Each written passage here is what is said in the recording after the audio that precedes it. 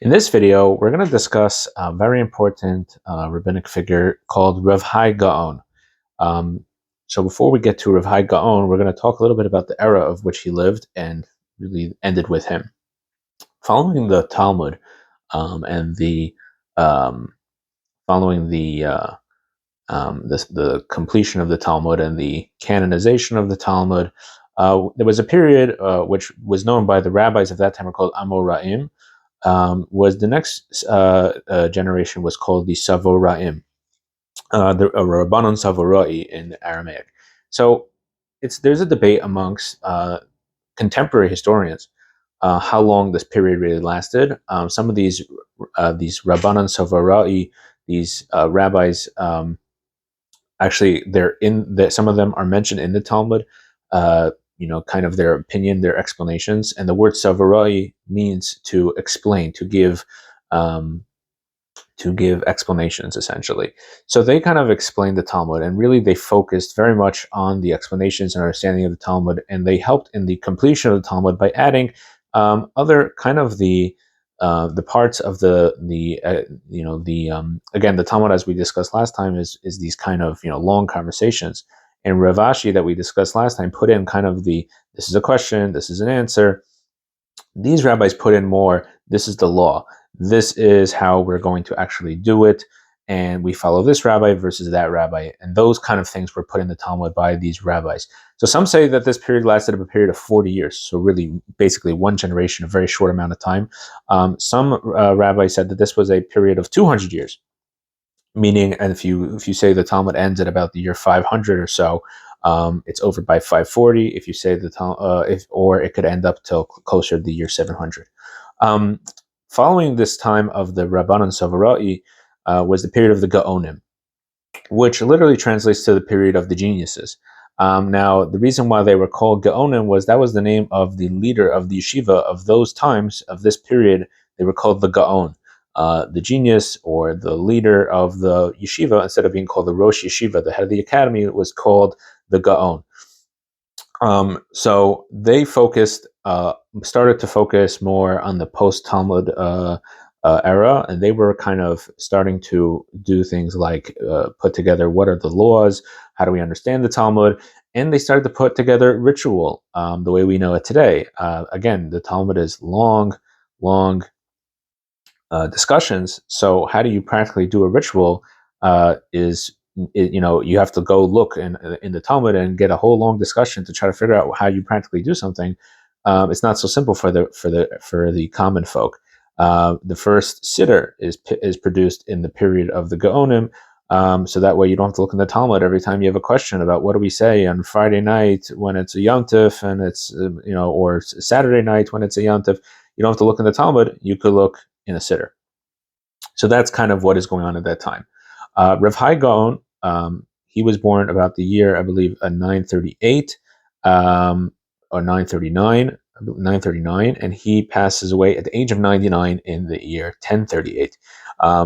He is considered the last Gaon, simply because he was the last person with that title of that yeshiva. At that time, Babylonia, where the Talmud had been written, was falling apart. Again, we're at a period of time about 400 years post the Talmud era, 300 plus years, probably closer to 400 or 500 even, post any of the Talmudic rabbis being around. And people were moving away from Babylonia. They were moving to Spain, back to Israel. Eventually, you're going to have rabbis moving to France and Germany, what was later called Ashkenaz. So when rabbis are moving away and people are moving, the Jewish communities are moving away, obviously the yeshivas in those areas suffered, and really Rav Hai Gaon really kept it going for longer than it probably should have. So Rav Hai Gaon was the son of Rav Sharira Gaon. His father was the head of the academy of the city of Pumbedisa, which was a great academy that had been there for hundreds of years, since the time of the rabbis of the Talmud. And his father also lived close to 100 years. We don't know exactly how long he lived, but close to 100 years. He appoints his son, Rav Hai Gaon, to be not known as Rav Hai Gaon at that time, but known as Rav Hai. He appoints him to be the Av Beit Din, which means the head of the court, which was kind of the second in command in the yeshiva system at that time. So he was the Gaon, and his son was the Av Beit Din. His son, there was another competition for his place, meaning for the Gaon.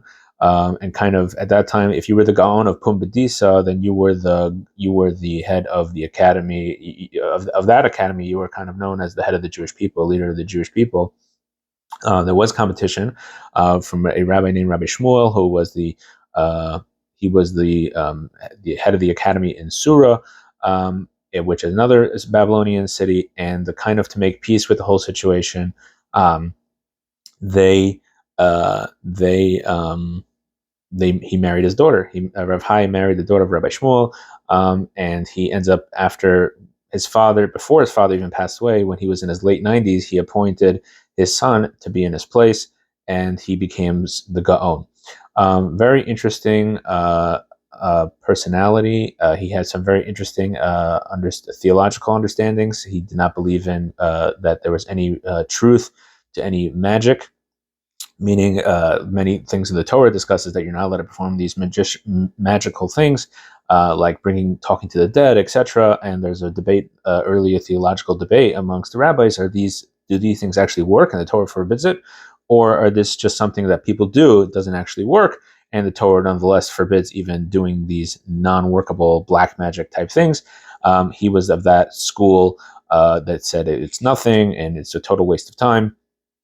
In addition, he also felt that many Jewish, quote unquote, kosher miracles were also fake, and that rabbis who were said to have performed miracles, such as super fast travel, were of his time, he felt were all fake. He felt that this was something reserved for previous generations, and there were no longer these open type of miracles of nature-defying miracles that could be performed. He also wrote thousands of teshuvot, of responsa. Some of them we have today. Some of them we know of people who we have writings of rabbis who discuss his answers. He answered and questions from Jerusalem, from Spain, Morocco. He was very involved in many communities throughout the world. Everybody looked to him to be the Jewish leader. And Rabbi Shmuel HaNagid, maybe we'll talk about another time. He was a rabbi in Spain, in Granada. He wrote, after his passing, 14 poems of eulogies about Rav Hai Gaon. Rav Hai Gaon also himself was a great poet. There have been people have found his poetry and his comments on, again, this was something that was very popular at that time. But it seems like a lot of rabbis actually made their living being poets, because they could sell their poetry and actually make a living. So I don't know if he did that to make a living, but he definitely was involved in poetry, and many of these poems exist till this day. In addition, Rav Hai seems that he was extremely excelled in all areas of studies, not just Judaism, but philosophy, mathematics, sciences. There's a story that he debated Muslims about their religion, and he wiped the floor with them, as they say, really put them in their place. There's another story that he sent one of his students to go to the Catholics and to find out how they understood certain verses that they were having trouble with. And when his students didn't really want to be involved with that, he really did not like that attitude and said, there's no problem with individuals, not as a community, obviously going to other religions, but as individuals going to these people and in getting advice and trying to understand the Torah. In addition, his family tree was also interesting. They descended from King David, and for some political reasons we're not going to get into now, they kind of decided that they were not going to be part of the political Davidic leadership, and they kind of became just regular rabbis. But later, because of their scholarship, their family, including his father, becomes the Gaon, and he himself becomes the Gaon. He really was the last of these Gaonim. Shortly after his passing, at the age of 99, the yeshivas in Babylonia shut down, and that is the end of this era. And like we said, it was his passing reverberated throughout the world. Unfortunately, he did not have any children to leave a physical legacy, but his Torah and teachings are quoted to this day in many, amongst many rabbis, commentators, codifiers, as well as his understanding of the Talmud is, part and parcel of our understanding of the Talmud.